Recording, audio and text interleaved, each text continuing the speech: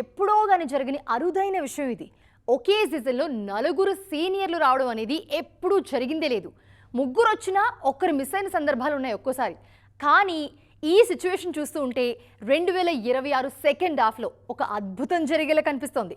అన్నీ కుదిరితే ఒకేసారి ఆ నలుగురు బాక్స్ ఆఫీస్ బరిలో దిగేలా కనిపిస్తున్నారు. మరి ఆ ముచ్చట్లేంటో మీరే చూడండి.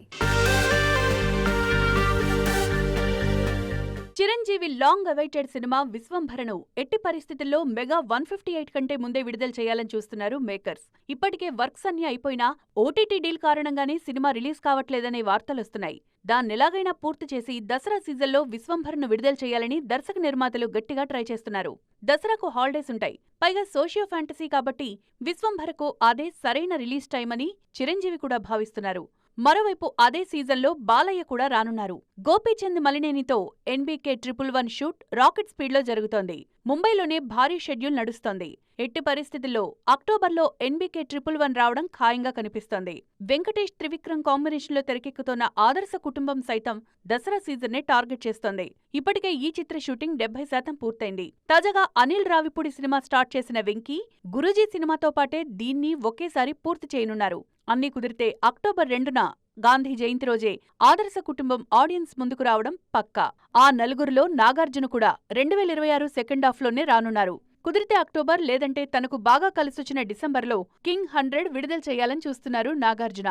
రా కార్తిక్ ఈ సినిమాను మాఫియా నేపథ్యంలో తెరకెక్కిస్తున్నారు. మొత్తానికి రాబోయే 6 నెలల్లో నలుగురు సీనియర్ల సినిమాలు విడుదల కానుండడం నిజంగానే అరుదైన విషయం. పవన్ కళ్యాణ్ ప్రభాస్ కాంబినేషన్లో మల్టీ స్టారర్ రాబోతుందా? ఓజీ 2లో పవర్ స్టార్తో కలిసి రెబల్ స్టార్ స్క్రీన్ షేర్ చేసుకోబోతున్నారా? నిజంగానే ఈ ఇద్దరు సూపర్ స్టార్స్ను ఒకే సినిమాలో కలిపి చూపించే ధైర్యం సుజిత్ చేస్తున్నారా? ఓజీ సీక్వెల్లో వాజీ సిటీ ఉండబోతుందా? సుజిత్ సినిమాటిక్ యూనివర్స్ ఎలా ఉండబోతుంది చూద్దాం రండి. గత వారం రోజులుగా ఓజీ సీక్వెల్ పై సోషల్ మీడియాలో జరుగుతున్న చర్చ గురించి కొత్తగా చెప్పనక్కర్లేదు. స్వయంగా Pawan Kalyan creative work team part 2 పై కన్ఫర్మేషన్ ఇచ్చింది. అంతేకాదు సుజిత్ కూడా ఇదే కథ మీద వర్క్ చేస్తున్నారని తెలిపింది. అన్నీ కుదిరితే నవంబర్ నుంచి ఓజీ 2 సెట్స్ పైకొచ్చే అవకాశాలే ఎక్కువగా కనిపిస్తున్నాయి. అంతా బాగానే ఉంది, కానీ ఓజీ సీక్వెల్ పై పవన్ ప్రభాస్ కాంబినేషన్ కలవబోతుందనే వార్తలే సోషల్ మీడియాను తగలబెట్టేస్తున్నాయి. ఇవేవో గాలి వార్తలైతే కాదు. ఓజీని తీక్షణంగా పరిశీలిస్తే అందులో వాజీ సిటీ గురించి ఒక చిన్న ఇంట్రో ఇచ్చారు సుజిత్. అంతేకాదు చిన్నప్పుడే ప్రభాస్ పాత్రను పరిచయం చేశారు. వాజీ సిటీ కోసమే ఓజీ కథ అంతా సాగుతోంది.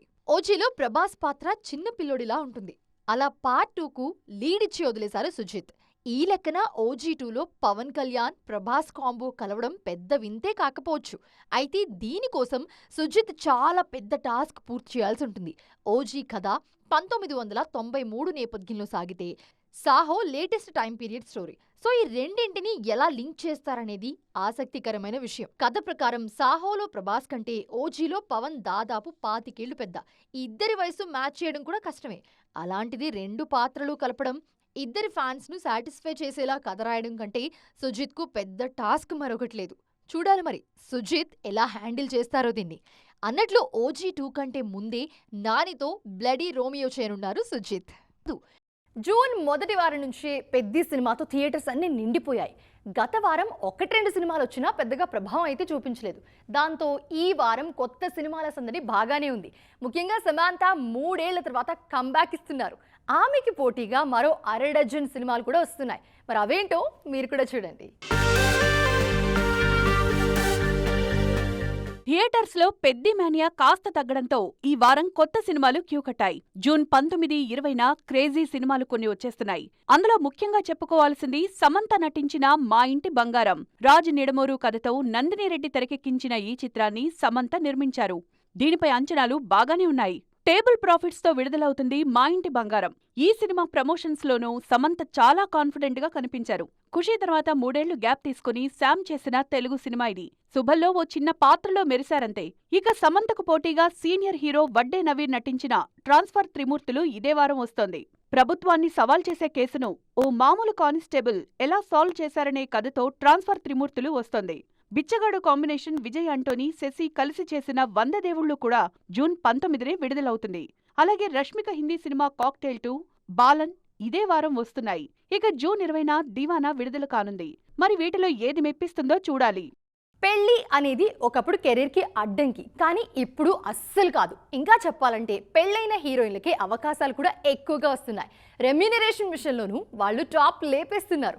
కావాలంటే తెలుగు ఇండస్ట్రీని తీసుకోండి, ఇక్కడ మ్యారీడ్ బ్యూటీస్ హవా మామూలుగా లేదు. ఇప్పుడు ఒక్కొక్కరి చేతిలో 2-3 సినిమాలతో రఫ్ ఆడించేస్తున్నారు. మరి వాళ్ళెవరో మీరే చూడండి. పెళ్లనేది కెరీర్కు జస్ట్ కామా మాత్రమే కానీ ఫుల్ స్టాప్ కాదని చాలా మంది హీరోయిన్లు నిరూపిస్తున్నారు. కీర్తి సురేష్నే తీసుకోండి. పెళ్లి తర్వాత కెరీర్కు దాదాపు 7.5 బ్రేక్ ఇచ్చారు. మధ్యలో మరే సినిమా చేయలేదు. కానీ గత 6 నెలల నుంచి వరుస ప్రాజెక్ట్స్ ఓకే చేస్తున్నారు. ఆల్రెడీ రౌడీ జనార్దన్లో విజయ్తో జోడీ కట్టిన ఈ బ్యూటీ తాజాగా అనిల్ రావిపూడి సినిమాలో వెంకీ జోడీగా కన్ఫర్మ్ అయ్యారు. అనిల్ రావిపూడి సినిమాలో వెంకటేష్తో పాటు కళ్యాణ్ రామ్ కూడా నటిస్తున్నారు. ఆయనకు జోడీగా కృతి శెట్టి నటిస్తుంటే వెంకీతో కీర్తి సెట్ అయ్యారు. హిందీ, తమిళంలో కూడా కీర్తి బిజీగా ఉన్నారు. పెళ్లి తర్వాత జోరు బాగా పెంచేసిన మరో బ్యూటీ రష్మిక మందన్న. తెలుగులో మైసాతో పాటు భర్త విజయ్ దేవరకొండతో కలిసి రణబాలిలో నటిస్తున్నారు రష్మిక. రణబాలి సెప్టెంబర్ 11న విడుదల కానుంది. మైసా కూడా ఇదే ఏడాది ఆడియన్స్ ముందుకొచ్చే అవకాశాలున్నాయి. అలాగే హిందీలో ఓ బడా ప్రాజెక్ట్ రష్మిక చేతుల్లోకి వచ్చిందని, ఆ సినిమా కోసం 15 కోట్ల రెమ్యూనరేషన్ ఓకే అయిందనే వార్తలు వినిపిస్తున్నాయి. అలాగే ఆలియా భట్ సైతం తెలుగులో బిజీ అవుతున్నారు. కల్కి 2 కోసం ఆమె పేరు బలంగా వినిపిస్తోంది. పెళ్లి తర్వాత గ్లామర్ కాకుండా పర్ఫార్మెన్స్ కు పదును పెడుతున్నారు ఆలియా భట్.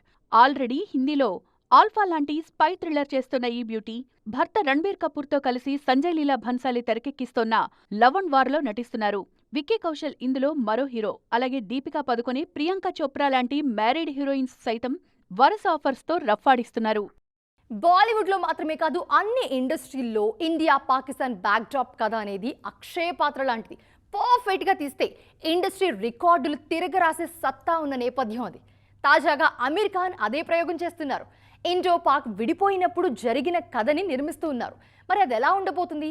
సన్నీ డియోల్ మరోసారి అదే మ్యాజిక్ చేస్తారా? ఇండియా పాకిస్తాన్ కథలకు మరోసారి ఊపిరిపోసింది దురంధర్. ఈ స్పై థ్రిల్లర్ ఇండియన్ బాక్సాఫీస్ను కొల్లగొట్టింది. దానికి ముందు కూడా కొన్ని సినిమాలు ఇలాగే కాసుల వర్షం కురిపించాయి. తాజాగా ఇదే దారిలో మరో సెన్సేషనల్ సినిమా రాబోతోంది. అదే బట్వారా 1947.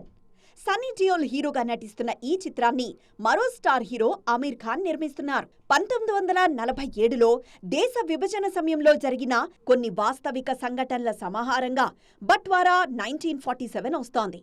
ముందు దీనికి లాహోర్ 1947 అనే పేరు పెట్టినా కూడా కొన్ని అభ్యంతరాలు రావడంతో టైటిల్ బట్వారా 1947గా మార్చారు. ఘాయల్, దామిని, ఘాతక్ వంటి బ్లాక్ బస్టర్స్ తర్వాత రాజ్ కుమార్ సంతోషి, సన్నీ డియోల్ కాంబోలో వస్తున్న సినిమా ఇది. పాకిస్తాన్ బ్యాక్డ్రాప్లో సన్నీ డియోల్కు బాగా కలిసొచ్చింది. ఇండస్ట్రీ రికార్డులు తిరగరాసిన గదర్ ఫ్రాంచైజీ నేపథ్యం పాకిస్తానే. బట్వారా 1947లో సికిందర్ మిర్జాగా సన్నీ డియోల్, మాయిగా షబానా ఆజ్మీ, హమీదా మిర్జాగా ప్రీతి జింతా, జావేద్ మిర్జాగా కరణ్ డియోల్ నటిస్తున్నారు. టీజర్ చూస్తుంటే చాలా పెద్ద కథే చెప్తున్నారని అర్థమవుతోంది. సినిమా ఆగస్టు 14న విడుదల కానుంది. విజయ్ రాజకీయాల్లోకి వెళ్లడం, అజిత్ రేసింగ్లో బిజీ అవ్వడం, అదే టైంలో 10 ఏళ్లుగా హిట్ కొట్టిన సూర్య బ్లాక్ బస్టర్ అందుకోవడం, ఇవన్నీ కూడా ఏదో బటర్ఫ్లై థియరీలా జరుగుతున్నాయి తమిళ ఇండస్ట్రీలో. కరుప్పుతో సూర్య కెరీర్ మారిపోయింది. ఇప్పుడు ఆయన లైనప్ చూస్తుంటే పిచ్చెక్కిపోతుంది. అసలు సూర్య ప్లాన్ ఏంటి? విజయ్ ప్లేస్ పై కన్నేశారా?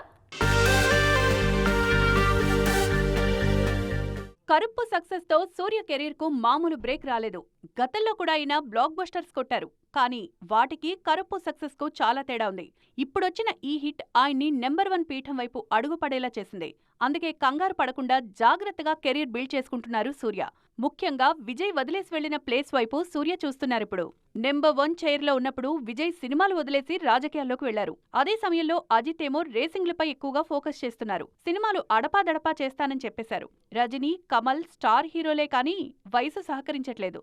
ఇక విక్రమ్, సింబు లాంటి హీరోస్ ఫామ్ లో లేరు. కుర్రాళ్లలో శివకార్తికేయన్ కు టాప్ కు చేరడానికి చాలా టైం ఉంది. ఇవన్నీ సూర్యకు కలిసొస్తున్నాయి. కరుపు బ్లాక్ బస్టర్ తర్వాత సూర్య ప్లానింగ్ అంతా మారిపోయింది. నెక్స్ట్ వెంకీ అట్లూరితో విశ్వనాథ్ అండ్ సన్స్ తో ఆగస్టు 14న రానున్నారు. దీని తర్వాత జై భీమ్ లాంటి సినిమా ఇచ్చిన జ్ఞాన్వేల్ తో ఓ ప్రాజెక్ట్, ఆవేశం ఫేమ్ జీతూ మాధవన్తో ఓ సినిమా ఉంటుంది. అలాగే తన 50వ సినిమాను నెల్సన్ తో ప్లాన్ చేస్తున్నారు సూర్య. ఇవన్నీ ఆడితే సూర్య అగ్రపీఠాన్ని చేరుకోవడం పెద్ద కష్టమేం కాదు. ఇది వాళ్ళ ఈటీ ఎక్స్క్లూజివ్ అప్డేట్స్. మరిన్ని లేటెస్ట్ అండ్ ఇంట్రెస్టింగ్ అప్డేట్స్ తో మళ్ళీ కలుద్దాం. అంతవరకు చూస్తూనే ఉండండి టీవీ9.